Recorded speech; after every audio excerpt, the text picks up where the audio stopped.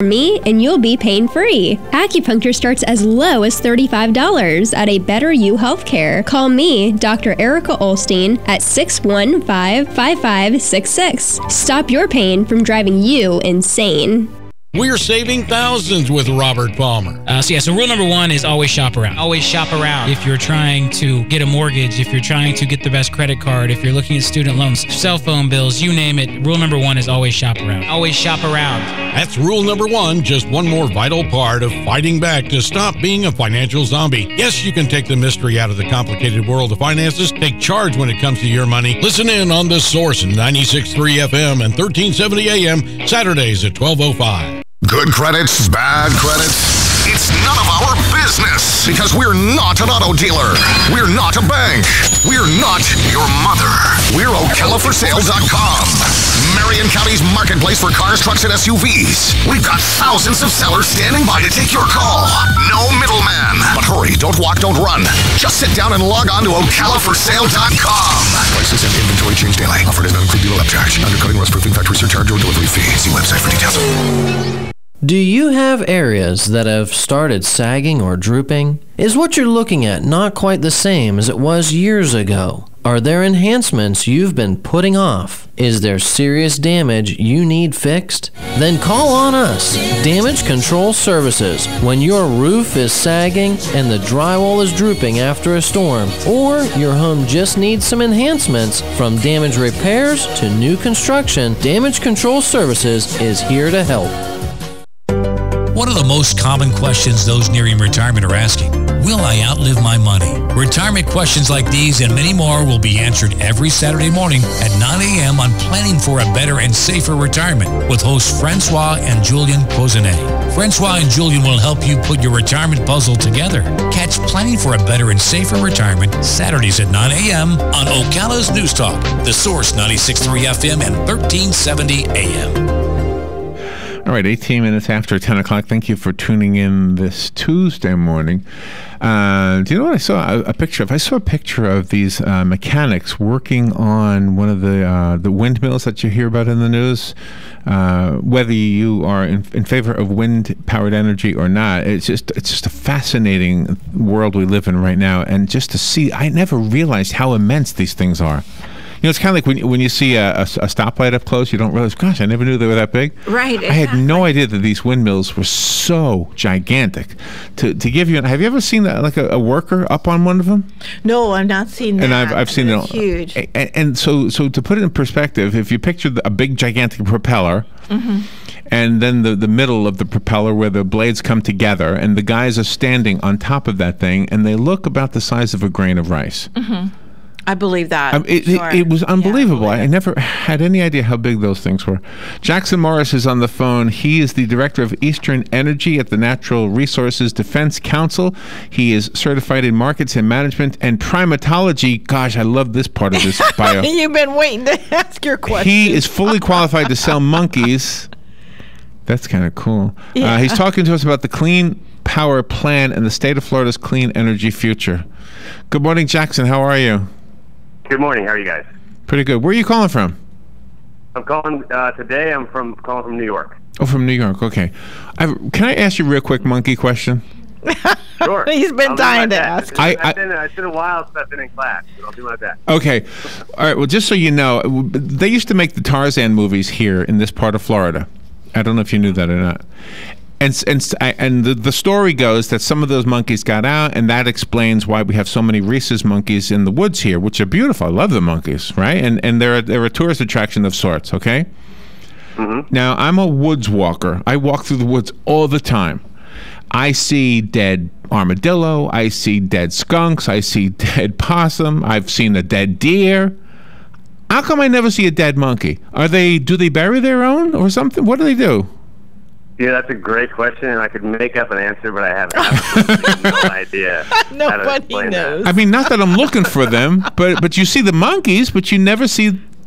Not that I want to see a dead one, but okay. Right. Yeah, maybe they're just kind of private dyers, and they just kind of crawl off into the woods somewhere and find a spot where you wouldn't see them. That's what I want to do. Literally have no idea. Yeah. That's when it's my time. I just want to find a spot. Don't come looking for me. I'm going to be with some monkeys. right.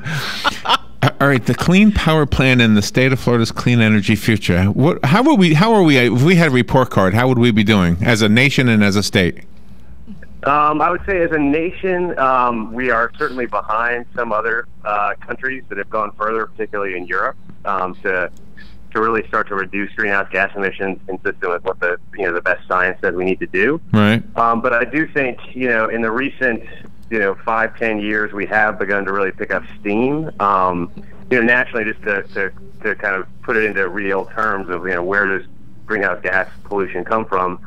The two biggest sources are really transportation, so cars and trucks, and then the power sector is actually the biggest piece of the pie nationally. And so the recent car standards that are going to make our cars and trucks more energy efficient that were announced by the Obama administration a few years ago was at the time the biggest kind of step the nation's ever taken to reduce emissions from transportation.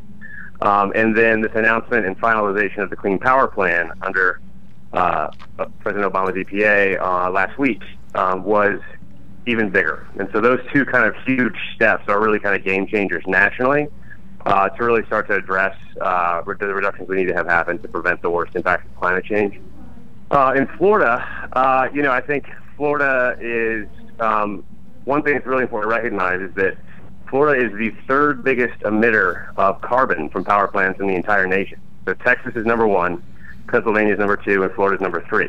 Really? So in terms of overall carbon pollution from power plants, and part of that has to do with just the fact that Florida also just surpassed New York in population. A lot of people like to live there, including recent monkeys. Well, they had no choice. They had no choice. Right, they had no choice. Right, but so basically, there's a lot. It's really a matter of the fact that there's a lot of folks live in Florida, and the population is growing. Do you know what can I just ask you a question? We used to have a nuclear power plant in Crystal River. The power plant is still there, but I think they only burn coal now. Is that right, Robin? Yeah, there's a coal burning plant right next to the nuclear. And go back to the 70s, and nuclear was the thing everybody was protesting against. So are we actually better off with nuclear, or is that still more dangerous, even though it may not be as polluting? Yeah, I mean, I think from NRDC's perspective, it's really just a matter of, look at the costs of various ways to meet our energy needs. And obviously, nuclear does have the benefit of being a zero emissions generating source. But at the same time, as far as what we're looking at going forward, nothing can compete with energy efficiency. Energy efficiency is, the cheapest, kilowatt hour of juice to keep the lights on is the one we don't need. And so, going back to your question about where Florida stands, energy efficiency, which just that means making our homes and businesses more efficient, using more efficient appliances, etc. So basically, getting the same energy you need, but so that's the smarter way to. So that's right. So basically, just forget about the crazy environmentalists for a second, and just look at the hard numbers and the amount of energy you could essentially provide through energy efficiency is so much cheaper, astronomically cheaper than a nuclear plant would be to build. I see. But just on a dollars and cents standpoint, if you're looking for a zero emissions resource, it just doesn't make sense economically. And that's why we haven't seen really any nuclear plants except for 1 or 2 here and there in Georgia and South Carolina be able to even be financed. When you go to the bank, they look at your numbers and they're like, not a winning proposition. But ultimately, though, my car, my washing machine, anything that I use that uses energy is something I buy, but I don't build it or design it. Somebody else does that. So I'm guessing that all of the regulations have to affect the manufacturer, and therefore the only thing I have to worry about is, can I afford it? Does it make it more expensive? I said that's a question about as far as what is the kind of an appliance that you're buying. But I think the other thing to keep in mind is that's just one component of energy efficiency, and also if you provide industry and manufacturers the rules of the road, they're going to drive down costs and compete to deliver that product at least cost. And so that's why when we set up standards that make appliances, whether it's an air conditioner or a video game box, whatever you want to call it, the way the Department of Energy sets those standards up is they set them up with sufficient lead time so the manufacturers have time to make that transition, scale up what they need to do, and deliver that product for a reasonable cost to the consumer. And then the other piece to keep in mind is that on the kind of the building side, which is one of the biggest drivers of energy consumption is our buildings, is, other states have really scaled up programs that utilities implement. And so basically the same way a utility makes a return when it provides you that electricity from a power plant or builds a power line and connects it to your home, a lot of states now are really scaling up energy efficiency programs for those utilities. So, why shouldn't we have utilities pursuing energy efficiency resources with the same kind of direction that we have given them now and over the past few decades to build another power plant or to build another transmission line? And so that's going back to your first question about, where Florida could really, really ramp up and has a lot of untapped resource potential. It's in energy efficiency. And so the governor and the Public Service Commission, which is the entity that regulates our utilities, Florida Power and Light and Duke and others, we really need to really scale up those programs. And then what that does is it provides incentives for you to make your home more efficient or to make your business more efficient. And so by doing that, you reduce demand for electricity, you reduce pollution, and you make the economy more competitive and create jobs, because obviously somebody's got to retrofit that. Right. So are those incentives those incentives in place, Jackson? Or do we have them? I remember my mom got a reduction in something when she she put aluminum siding on her house or no, vinyl siding, something. Yeah. Right. Yeah. Right, to make it basically so you're not leaking it, you're keeping the cool air in when it's hot and the hot air when it's cold. Yeah. Yeah, so there are incentives. They are extremely modest. And so that's like I said, if there's one specific area that really is a no-brainer under the Clean Power Plan, the bad news is we're way, way behind in Florida on energy efficiency. The good news is there's tons of low-hanging fruit out there now to tap. So it's kind of like two sides of the coin. If you want to look at the positive, there's so much cost-effective energy efficiency out there that really the decision before Florida regulators now is to recognize that resource and prioritize it as the most cost-effective way for Florida to reduce emissions and meet the Clean Power Plan targets by 2030. And just within our county alone, we have at least 4 electric companies that service different parts of the country. So with this competition, does that, does that make them to try to be more efficient than the next? Yes, and I think that's a really important point, is that, it's a quote-unquote, state target. That's the way that EPA has set up the Clean Power Plan. That's the way the Clean Air Act works. But at the end of the day, the entities that are regulated are the power plants, right? And so they can make their power plants more efficient. That's one way they can reduce emissions. But they can also fund and pursue that energy efficiency I just talked about, or, solar projects, whatever you want to call it. Any zero emissions resources is going to reduce pollution. From the overall power sector. And so they really will be looking at all of those options, and the key is for Florida to really pursue the ones that are most cost effective and maximize job creation. And from our perspective, that's going to be in energy efficiency and solar and other renewables. All right, and that sounds like it goes down to the individual person having a choice and the ability to put their 2 cents into the equation. It's similar to I have a GPS.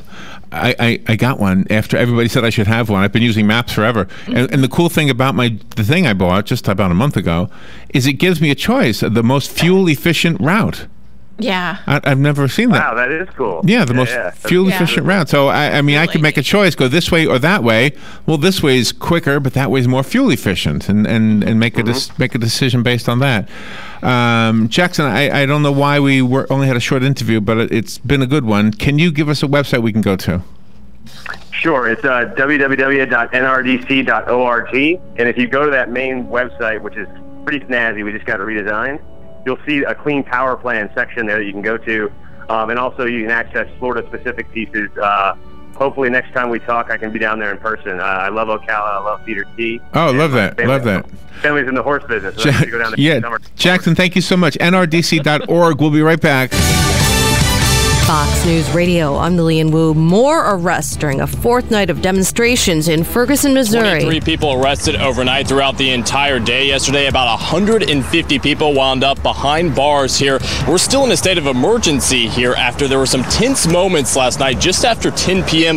That's when protesters turned violent. They started throwing rocks. They started throwing frozen water bottles, even pieces of asphalt. Fox's Will Carr, no drinking water from 2 rivers hit hardest by the Colorado Mine Waste water authorities in California have reached out to the EPA now over concerns about what this could possibly mean for the millions of people who depend on the Colorado River. EPA regional administrators say the toxic water will reach Lake Powell and crews will begin monitoring things there. Fox's Alicia Acuna in the Denver Bureau, and productivity ticking up 1.3% in the second quarter. Fox News, we report, you decide. Okay, so let me see if I get this straight. You want the truck with the most towing power, the most payload, that accelerates faster, stops quicker, handles better than ever, that works smarter, is loaded with a ton of new technology and tools, has best-in-class gas mileage, that doesn't rust, and has the government's highest overall safety rating, 5 stars. Have I got that right? That's all you want, right? Everything? Okay. What color? This is the high-strength military-grade aluminum alloy body Ford F-150, and this changes everything. Built Ford Tough. Towing when properly equipped with available 3.5-liter EcoBoost V6 4x2. Payload when properly equipped with available 5.0-liter V8 4x2. Class is full-size pickups under 8,500 pounds GVWR. EPA estimated fuel economy rating of 19 city, 26 highway, 22 combined MPG, 2.7-liter EcoBoost V6 4x2. Actual mileage will vary. Government 5-star safety ratings are part of the U.S. Department of Transportation's new car assessment program, safercar.gov. Chip, what do you like best about summer? Going to the beach, hanging around the pool, and let me guess, driving a new Ford. Right on all 3 accounts. In celebration of summer, Ford Lincoln of Ocala and Village Ford of Bellevue are inviting people in to take the Ford experience and witness firsthand all the style, innovation, and dependability that make up America's favorite brand at unbeatable prices. Not to mention 0% for 72 months, plus no payments until fall. Could it get any better? How about for taking the Ford experience, you'll receive a jumbo beach bag stuffed with summertime fun, and with the purchase of a new Ford... Let me guess, you get